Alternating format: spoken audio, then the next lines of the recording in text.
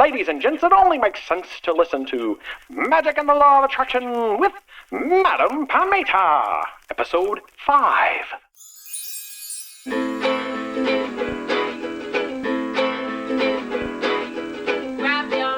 Hello, everyone. I'm your host, Madam Pamita, and you're listening to Magic and the Law of Attraction, the podcast where you'll learn how to transform your life in magical ways to make it the very best that it can be. I'm recording this podcast from halfway around the world from my home base in Los Angeles. As I mentioned last week, I'm spending a month with my fabulous Frenchman in a small village in the Burgundy countryside, visiting family and friends, relaxing, and enjoying French country life. While I'm here, I'm not just eating amazing food and drinking beautiful wine, although that's a definite upside to this vacation. I'm also working on a really exciting writing project. I'm creating what's going to be a phenomenal online course in love magic. So what better place to do it than in La Belle France, the country where they really know about love, right? L'amour toujours. I'll definitely keep you posted as to when this amazing course is going to become available, but needless to say, I'm working really hard to make it something amazing and special for you. And if you want to follow my adventures in France, please check me out on Instagram. My name there is Madam Pamita, all one word, no spaces, or you can look for me on Facebook. So on to today's episode. Welcome to our 5th installment of Magic and the Law of Attraction. In today's podcast, I'll be answering the question, how do I deal with discouragement while doing magic?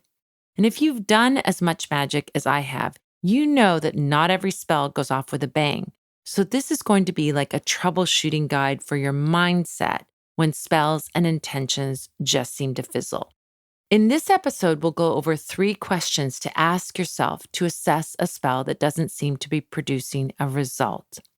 I'll also tell you the magic phrase that I say before starting any magical work that really sets the tone for success. We're also going to be looking at 3 ways to set up a spell for maximum effectiveness, and I'll be telling you the 3 magic words you should be adding to petition papers when you're working on attracting something to you. And finally, I'll be telling you how to download a handy troubleshooting guide, which has the key info from this podcast, including the questions to ask yourself and the affirmations to keep your energy flowing in the right direction.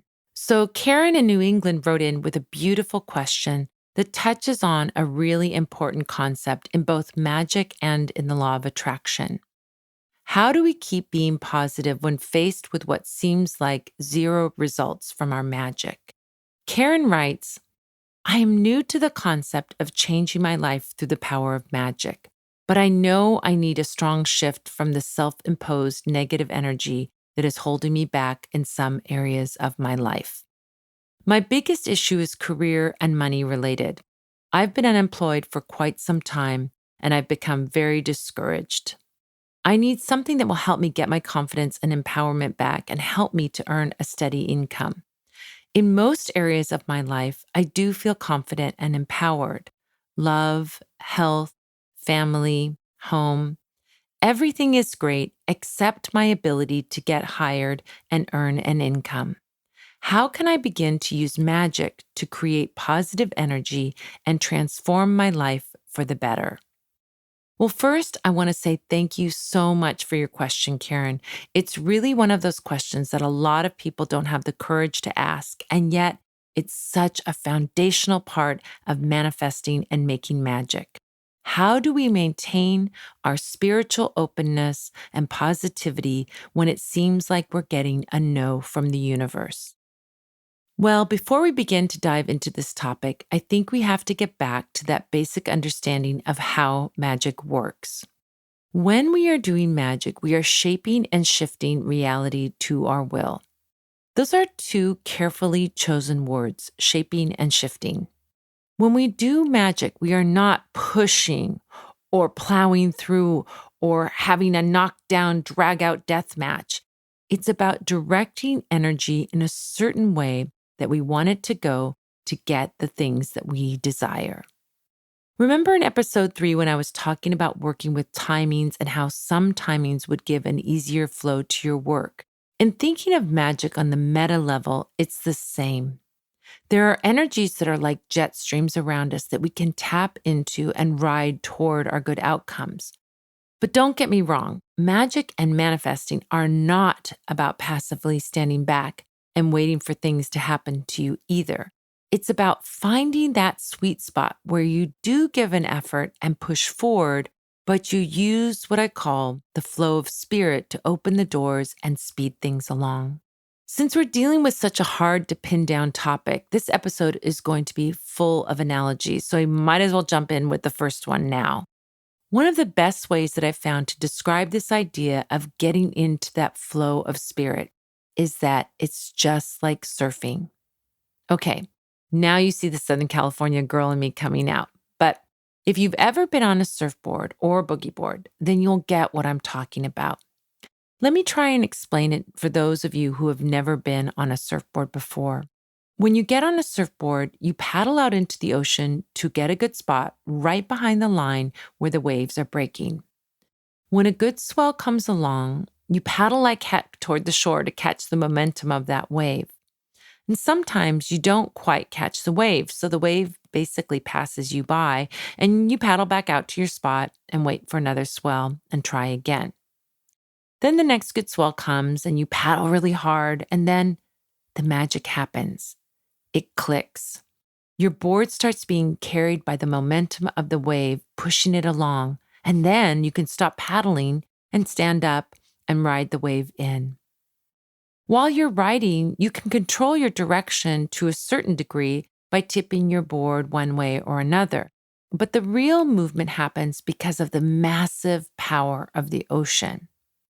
You can't really pick a very specific landing spot on the shore, and if you're surfing, the place where you end up is not really the point anyway, it's the ride. The wave will basically push you where it wants you to go.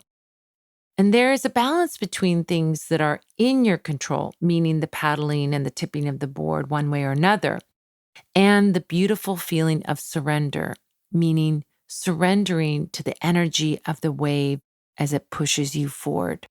The point is that if you've ever tried to surf, you know that if you don't direct the board at all, or if you try to direct the board too much, either way, your ride will be over. So it's the same with magic. You have to put in some effort. Like you're not going to catch the wave if you don't paddle out in the first place.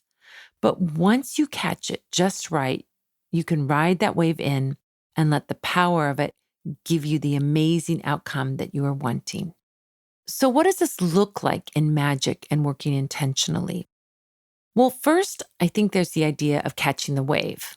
When you're surfing, it's very rare that you catch every wave that you go out for. A seasoned surfer doesn't paddle out in the lineup and then when they miss the first wave, say, "Ugh, surfing doesn't work, forget it. I'm going to paddle back in and go home." And if a spell doesn't produce an immediate result, a master manifester doesn't say, "Ugh, magic doesn't work," or "the law of attraction doesn't work. Forget it. I give up on my idea of getting it what it is that I'm wanting." A true magician just keeps making adjustments, trying different things until one of them clicks. If a spell or intention doesn't seem to be working, the first thing that I do is to try a new approach. The new approach can be a new type of spell, or it can be refining the intention. Let's talk about this.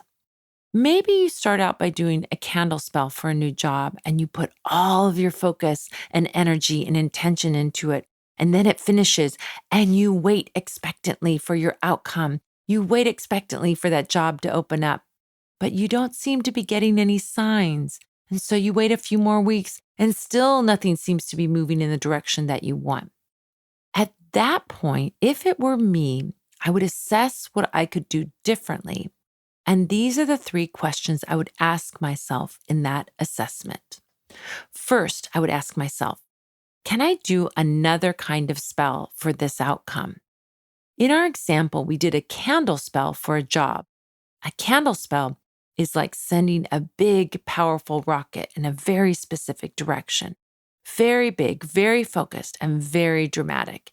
A big burst of energy. But maybe what my intention needs is something a little less flashy, a more consistent energy directed at my outcome on a daily basis. I put these kinds of spells in the sanding a block of wood category. If you want to sand a block of wood, you don't shoot a rocket at it. You rub it with the sandpaper over and over again to get the result. And things like looking for a job or reuniting with someone after an argument or attracting a mate may actually work better with these less flashy but no less powerful daily spells. A great example of this kind of work is working with spiritual oils. Applying a spiritual oil like steady work oil to yourself on a daily basis before you get dressed in the morning can have a profoundly supportive effect on opening up job opportunities.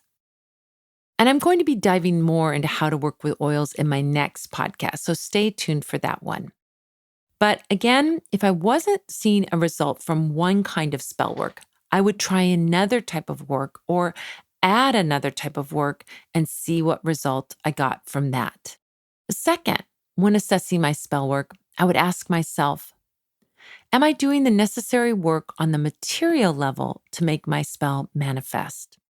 For example, am I sending out resumes? Well, if so, great, but maybe I also need to reach out to my network on LinkedIn or let friends and colleagues know that I'm looking for work.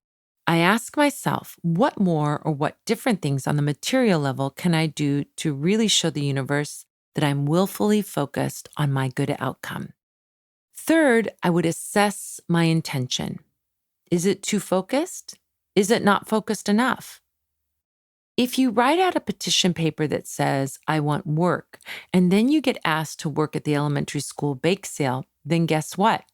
You actually did get what you intended, work. Okay, maybe that's not specific enough. On the other hand, if you write, I want to be the CEO of Apple Computers, and then you don't get that job, is it because the spell didn't work? Let's take a look at it from the perspective of spirit. Maybe you set out that intention to be the CEO of Apple, but you get a job offer to work in the computer department at Best Buy. Does that mean the spell didn't work? To find out, you would have to take the job at Best Buy. It could be that you start working in the computer repair department and you work alongside someone who then goes on later to work at Apple corporate headquarters and gets in touch with you when they hear about a job opening that fits your skills. And then you begin working there, and then you work your way up to CEO. So your spell might be working, and you might never know that it is unless you take the opportunity that's in front of you. I call this stepping through the door that opens for you. It might also be, though, that the door to you being CEO of Apple never opens, and there might be a reason for it. Maybe that job is hellish and would never allow you to spend time with your family and friends. Maybe your life as something other than the CEO of Apple will be much more fulfilling to you because you will have people around you who love you. When I do magic, a big part of it is having faith and trust in that flow of spirit, just like a surfer trusts that a wave is going to take him or her in. It means trusting that the benevolent universe, spirit, God, the wave, or whatever you want to call it, knows more about what is going on in the grand scheme of things than I do from my narrow personal perspective. When I get the job at Best Buy, I might not realize from my limited view that it's a step toward my dream coming true. Or from my limited perspective, I might think that being CEO would make me happy, but maybe something else will make me even happier. Which means finding the sweet spot of your intention, not too narrow, not too broad. It's like riding that wave. The wave is doing the big pushing, but you're refining the experience by tilting your board in certain ways to make it the ride that you want it to be. So when I do magical work, I like to find that sweet spot. There are so many ways to do this, but I'm going to give you 3 really key ones that always work for me. First, before starting any spell work, I like to create what I call a contract with the universe. Before I set an intention, I sit down and focus and say, a closed door is as valuable as an open door, which is my shorthand for what I know to be true. If a door doesn't open for me, I chalk it up to the fact that I don't really want what's behind that door. And if a door opens for me, I can walk through it with absolute confidence, knowing that there's great value in it for me. I think we've all experienced a situation where we were dying for the love of a certain person we didn't know very well. And then when we got to know that person a little better, they weren't what we thought they would be at all. Or another example is seeing a job description on paper and thinking, that is the perfect job for me. But when we get the job, we find out that our boss is a jerk and the coworkers are backstabbers and our desk is right across from a smelly men's room. All the things that weren't listed in the job description. So by me making that contract in shorthand by saying a closed door is as valuable as an open door, I'm basically saying that if a door doesn't open for me, so what? Whatever was behind that door wasn't any great shakes, and it not opening for me is actually saving me valuable time that I would have wasted had I gone down that path. So to frame this with another analogy, what if I were to say to you that I was throwing a beautiful party for you? All the people that you love would be there. It was going to be catered with amazing food. There would be an open bar. Your favorite band or DJ was going to perform. And to top it all off, it was going to be held in a suite in a fabulous, ritzy hotel. Who wouldn't love that, right? But what if I were to tell you that to make it even more fun, we were going to play a little game? I would tell you what hotel your party was going to be in and tell you what floor it was going to be on in that hotel. But I wouldn't tell you what room number the party was going to be in. Instead, I would give you the key to the room and tell you that you had to find the party by trying your key in the doors on that floor. What would you do? Well, you'd probably start out by going to the floor, starting at the first door and dipping your key in. And if the lock didn't unlock, would you stand at that door trying to beat it down or keep dipping your key in or crumble down in the doorstep crying in the fetal position because the door didn't unlock? No. You would just move on to the next door as quickly as possible and try your key in that one and the next one and the next one until the door to your magical party unlocked. You don't stay there beating down the door to an empty room. Move on. And manifesting your intentions through magic is just like that. Not every door is going to open, and the ones that don't open don't have anything to offer you. And if you are able to just let it go and keep trying different doors, the one with your party behind it will absolutely open, and so very easily. So try it in your own intentional work. Make a contract with the universe like, a closed door is as valuable as an open door before you set out on a path towards something. And remind yourself of that contract by saying it again anytime you meet up with a closed door. Another really powerful thing that I do to open up intentions flowing faster is to create petition papers where instead of focusing too narrowly on a certain specific outcome, I list the qualities of the intention. A great example of this is in love work. What if, instead of writing or saying a petition like, I want John Jones to love me, we made a list of all of the qualities of our perfect partner and our perfect relationship? We might be thinking of John Jones when we write the list, and that's fine.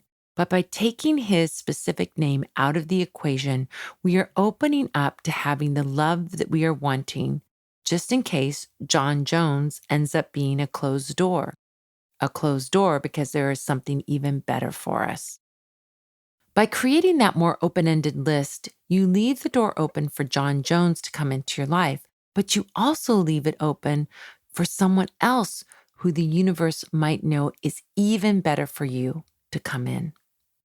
You can do the same thing with a job. List the qualities of the job that you want instead of the specific job, and you are opening the door to an amazing open flow of opportunities coming to you. Finally, after you've written out your intention, there are 3 magic words that I like to add to every spell. Those 3 magic words are or something better. So in our example where we're looking for a job, on your very open list of qualities, you may list things like working with nice coworkers, or making X amount of money per month, or a workplace that is less than 5 miles from home. And then at the end, add or something better.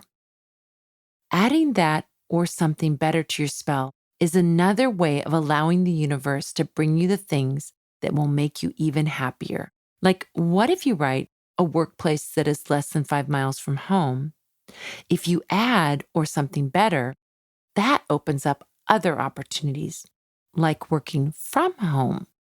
Lastly, you want to make sure to remain vigilant about your thoughts, beliefs, and the words that you say after you've done any intentional spell work.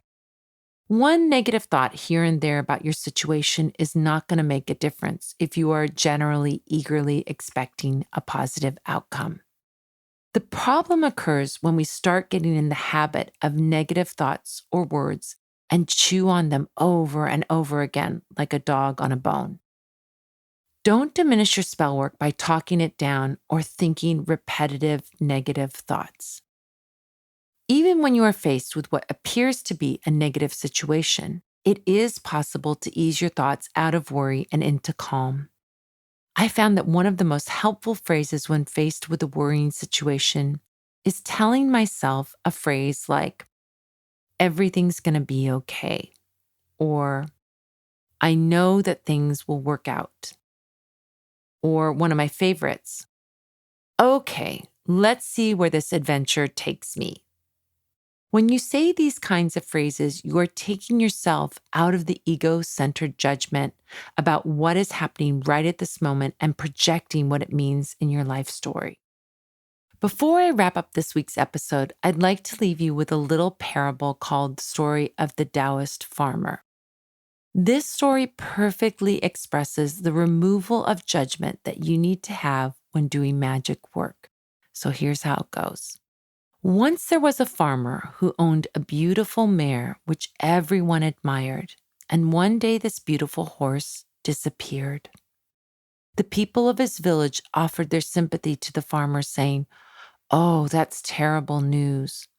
But the farmer only replied, "Good news, bad news, who can say?"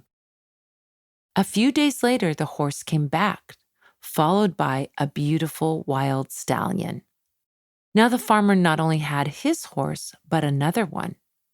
The people congratulated him for his good fortune, saying, "That's great news." But all the farmer said was, "Good news, bad news, who can say?" The stallion was wild, and the farmer wanted to use him around the farm, so the farmer's only son took it on himself to break the stallion. But in trying to tame the horse, the son was thrown off and broke his leg, and a son with a broken leg wouldn't be able to help around the farm. The people of the village expressed their sympathy at the farmer's misfortune, saying, "This is a tragedy, such terrible news." But the farmer only said, "Good news, bad news, who can say?" A few days later, a battalion of the king's army came through the town on their way to the battlefront. As they did, they forcefully conscripted all the able-bodied young men with them to go to the war. All the young men, except for his son, were taken. The village people were amazed and told the farmer, "This is such great news for you." But the farmer just gave the same reply. Good news, bad news, who can say? So when things look bleak, you are getting faced with closed doors, and it looks as if your spell is not returning the result that you are wanting. I want you to remember the story and maybe say to yourself, good news, bad news, who can say? In the grand scheme of things, the worst result in the moment may bring you exactly what you are working toward. Don't forget to go to magicandthelawofattraction.com and look for the show notes for episode 5 to get your one-page troubleshooting guide for turning around discouragement. And don't forget that if you'd like more magical goodness, I've just released a new ebook called 7 Secrets to Supercharge Your Spellwork. It's for sale in both ebook and audiobook format on my site if you go to superchargemyspellwork.com. But the people who subscribe to my Spell a Week newsletter get a free copy of the ebook as a thank you gift for joining me on this amazing magical journey. I hope that you'll go to parlorofwonders.com and become one of those subscribers. Well, that about does it for this episode of Magic and the Law of Attraction. If you've enjoyed this podcast and found it helpful and would like to hear more, please, please, please subscribe on iTunes or Stitcher. And I would so appreciate it if you could give a rating and leave your encouraging comments. The ratings on iTunes and Stitcher help people find the show. And I'll be giving shout outs to the people who leave reviews on upcoming episodes of the podcast. Be sure to share this podcast with your friends too. And if you have a question that you would like to be included on a future podcast episode, you can go to magicandthelawofattraction.com and fill out the question form. I'm always excited to see what you're curious about and where you're going to take our journey of discovery. Thank you so much for joining me. I'm looking forward to next week when we'll be talking about spiritual oils, how to make them, and how to use them to make magic in your life. Until next time, this is Madam Pamita saying, keep making your life the most magical adventure ever.